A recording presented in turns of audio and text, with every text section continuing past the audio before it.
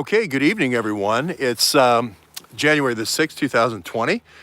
Going live here tonight, just as a follow-up. It's going to be a quick one as a follow-up here on the beautiful Potomac, where the warfare centers are. So we're not far from two different naval warfare centers that do undersea warfare, and we constantly are going and talking and confirming and corroborating.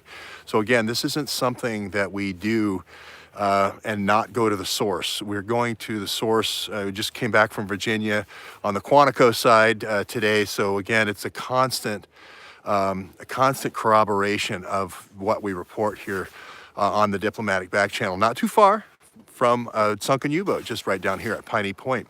And if you remember, we'll get back to this about how down at Piney Point, this New Star Energy basically built a pipeline to bring the oil in from a tanker. And the same thing is true when you want to take oil or liquid natural gas out, is you go to the deepest part where you can get a tanker, and then you build a pipeline out to it and you can steal it.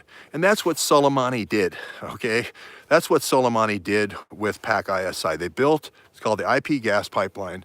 They built it from the Quds Force protected it, but they built it from the underwater reserves, huge underwater reserves called the PARS oil field, PARS oil field, and that was in the Gulf of Hormuz. No one else reports to you this fact, okay? This is why that Imran Awan has a BlackBerry and is configuring a BlackBerry for Soleimani, okay? This is how they found and fixed Soleimani. Nobody's telling you this. But anyway, let's back up a little bit and go back to yesterday. If you don't know, in the Iranian Pakistani pipeline, by the way, it goes out to a floating LNG port like that Louisiana offshore pipeline, and that's where all the gas goes from the PARS gas field. And again, the Iranian people, the Pakistani people are seeing bupkis from that. It's all about the generals. It's all about the PAC-ISI generals, and of course Soleimani. But we'll let the world catch up with us on that. What I wanted to talk about tonight was the weapons program, and the way that you get the attention of a military junta running a country is you don't talk to them about, here's the better printing press we're about ready to come out with, or here's a great consumer device for people to consume information, right? You talk about weapons in order to remain in power. You talk about navies. You talk about submarines. If you have a strategic Strait of Hormuz where 30% of the world's oil or 20%, whatever you want to say, goes through, you talk to them about submarines. You talk about shallow water submarines, coastal submarines, midget submarines. You talk about deep water submarines. You talk about space assets because of the strategic position of Iran. Remember their sworn enemy Israel and so forth, with Israel with nuclear weapons. You're talking about anti-defense systems, the Pantsir defense system. You talk about how you can mobily move the defense systems with the Kamaz tractors, trailer trucks, the missile launcher, and Erector's missiles. These are the things that were a part of the Iran nuclear deal that no one else is telling you the true story. But it is the true story. Why do I say that? Because the guy who negotiates the story, the guy who negotiates the Iran deal, is a guy by the name of Bijan Kian. And we went to his trial and we showed you his face every day. We showed you how far we were away from from Bijan Kian.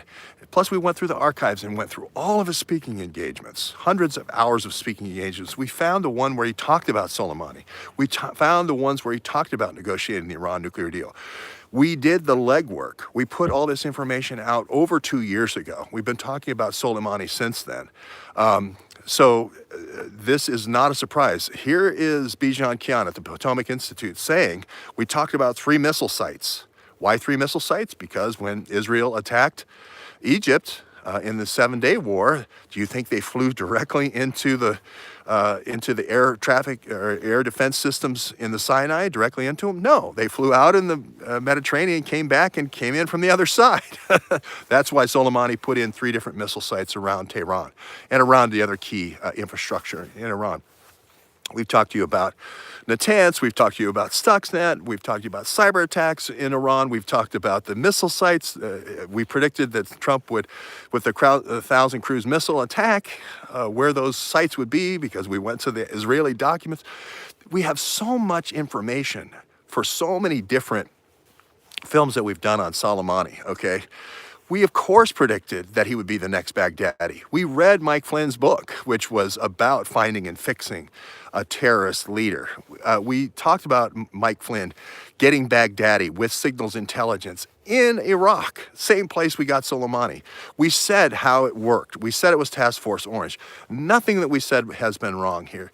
We said the key organization that could divert nuclear material in order to make somebody's nuclear dreams come true. And remember, you get $150 billion if you make the nuclear dreams come true of Soleimani. That's DTRA. We said it was Peter Strzok. We said it was Payenka. We identified the back channel into the FBI from DTRA. We have not made a mistake along the way. It's going to be Imran Awan's phones.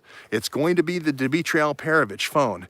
In order for them, this Bijan Khan to stand up and say, we took military sites off the table. We took military sites off the table for the negotiations. How did you take military sites off the table if you didn't talk to Soleimani? Do you think Soleimani might want to protect and keep confidential his military sites in Iraq or in Iran? Of course he would. So would we if we were negotiating the agreement. That request came from Soleimani, okay? Let's see. What else did he want to do? He said he didn't want to say how anything got to where it was. Okay, you can't have any information about history, about the secret places at Fort Al or the Natanz or Iraq or any of these secret sites. We don't want any history at all. Okay, where do you think that came from? This stuff spins up with these nuclear centrifuges to fuel rods at a high enrichment level that can power aircraft carriers, nuclear-powered submarines, and also destroyers. Who showed you in the port of Bandar Abbas the actual silhouette of where they're building an aircraft carrier, a mock-up aircraft carrier to become a nuclear aircraft carrier? They are actively working on a nuclear submarine program. Who brought you the same information about Pakistan and said Pakistan was the person who gave them the centrifuges, IR-1, IR-2, IR-4, IR-8, all the different variations and generations of centrifuges, and that would be the same partner that would do the weapons dealing. Of course it would be. Of course you would use the same phone. All the people are going to negotiate. Everyone in this story from the State Department all says they used the encrypted BlackBerry that the NSA couldn't get in, right? Their version. You know Hillary, you know Kerry, you know Joe Biden, you know everybody who worked for them on the staff, Weiner and Feiner. We've gone through all the names for you. Victoria Nuland, McCain, David Kramer. They're going to negotiate all that with an encrypted phone with the Iranians. Remember, you got to talk to the Iranians. Oh, forgot it. You got to talk to the French. Oops, I forgot it again. You got to talk to the Germans. Oops, I forgot again. You're going to have to talk to the Italians. Oops, I forgot again. You're going to have to talk to the Russians. We know Mike Flynn had encrypted communications that talked to Kislyak with the Russians. These things are not in doubt. We know Soleimani had a BlackBerry. We know he had to be given that BlackBerry. Either, I don't believe it's by Imran Awan because for various reasons. I believe it was Dmitry Alperovich. You don't want to have somebody in Congress giving somebody like Soleimani a phone. But I do think they did it through an intermediary. And that's how they found and fixed him. That's how they found and fixed him. Why did they get rid of him? Operational security. Everything I just said, if the American people knew, would immediately cause an uproar that we were dealing with Soleimani. That of the $150 billion we gave back, 75 went to making Israel less safe and the world less safe. With stealth technology like Club K, which is missile in a box, and also submarines, aviation technology, anti-vibration technology for the planes, radar information, encryption technology, centrifuges, et cetera, et cetera.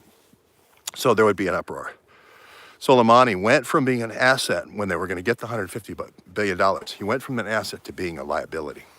He went to being a liability, and that's why they found and fixed him. We had Petraeus say, you can't overestimate the value of getting Soleimani.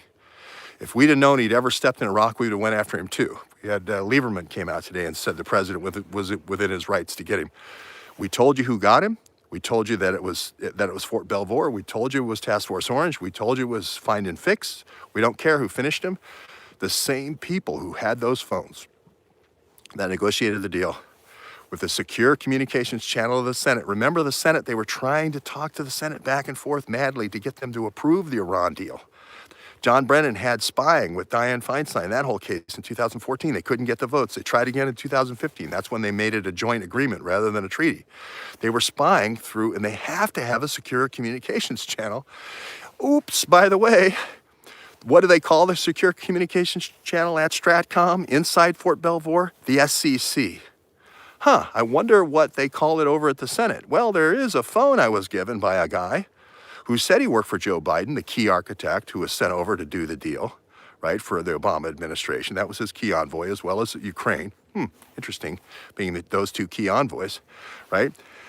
The guy who gives me the phone maps to scc.senate.gov. If that's not Bill Taylor, I would encourage the people who've pixelated that phone to just unpixelate it. And you tell me who it is if it maps to scc.senate.gov. And we know who configured it. I've done this for a year and I think with Gulftainers, over 2 years now. I've had the unpixelated version of the phone out there 2.5 years. I've done everything I can to run down all the Gaunter relatives, Tina Gaunter, with the testifying against BWXT, with C. Ellen Gaunter and her work using nuclear EPA restrictions to shut down nuclear plants and keep them set aside for Nancy Pelosi and her friends and Gavin Newsom, her nephew, and the Browns with Jerry Brown and his dad, Pat Brown. That whole cabal. I've shown how that Gaunter was involved in that. So at this point, I've done everything I can, and all I'm asking is that other YouTube channels that can easily unpixelate the BlackBerry unpixelated. You're going to be famous. You're going to be the guy who said, hey, this is how we found and fixed Soleimani. It was by outing Soleimani and his role in the Iran nuclear deal that killed Soleimani. Okay? More and more detail. This is the good thing about being out there with the truth and being on the right. Every day, the fakes have to come your way. Every day the truth marches in your direction, and this will come forward. This will come out. Because once somebody puts it out there, everybody goes, that is kind of what happened. That is who configured the phones. That's why we did the phones.